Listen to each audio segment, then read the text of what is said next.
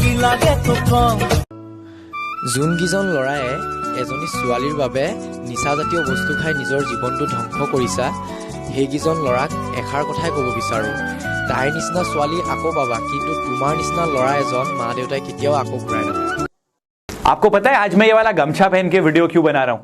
क्योंकि जो हमने पिछला इवेंट करा था उसमें जो हमारी नॉर्थ ईस्ट कम्युनिटी थी they gifted it to me.